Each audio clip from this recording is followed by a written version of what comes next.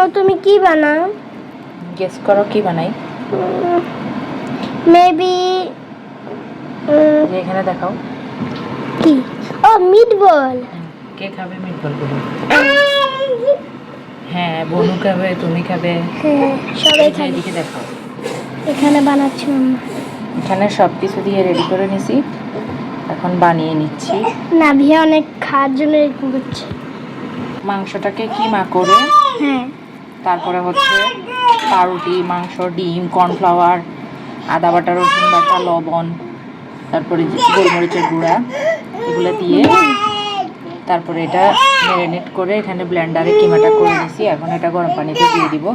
যখন এই বলগুলো এই যে দেখো উপরে দেখো, এই যে এগুলো যখন উপরে উঠে আসবে, যেগুলো হয়ে গেছে, হওয়ার পরে সেগুলো আমরা করে এখানে এই যে ঠান্ডা পানিতে রাখবো। তারপরে পানি ছেঁকে ফ্রোজেন করলেই হয়ে যাবে। তো এই যে ঠান্ডা পানি থেকে ছেঁকে এখন উঠাইছি। এই যে দেখুন কতটা স্পঞ্জি। আর এই যে ছুরি দিয়ে আমি একটা কাটছি অলরেডি। এই যে দেখুন, এগুলো তেলে ডিপ ফ্রাই করবেন না, 2 মিনিট মতো ভাজলেই হবে। তা আমি আপনাদেরকে একটু পরে ভেজে দেখাচ্ছি যে ভিতরে কেমন হয়েছে। এই যে দেখিয়ে দিলাম। আর হচ্ছে ভাজার পরে কেমন হবে সেটাও দেখিয়ে দিব। এখন মিটবল ভাজার পালা।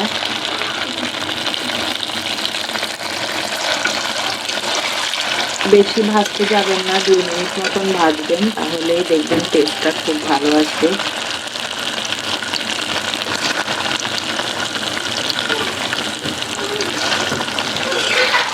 এই যে দেখুন এরকম লাইট ব্রাউন কালার হলেই উঠিয়ে ফেলবেন। বেশি ভাজলে আবার হচ্ছে ড্রাই হয়ে যাবে। এরপরেই খাবেন গরম গরম, খুব মজা লাগবে। মিটবলের রেসিপিটা কেমন হয়েছে অবশ্যই কমেন্টে বলবেন। আর নাদিমকে দিই, তারপর দেখি নাদিম খেয়ে কি বলে। তা এখন হচ্ছে নাদিম খাবে। দুটো সসের আকৃতি দিয়েছিলাম, কিন্তু সসের আকৃতি দেওয়া যায় না, অনেক টাফ।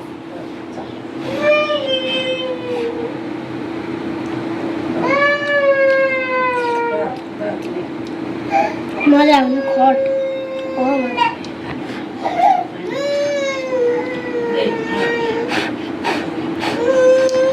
বাসায় অবশ্যই বানাবেন, দেখবেন খুবই মজা হয়।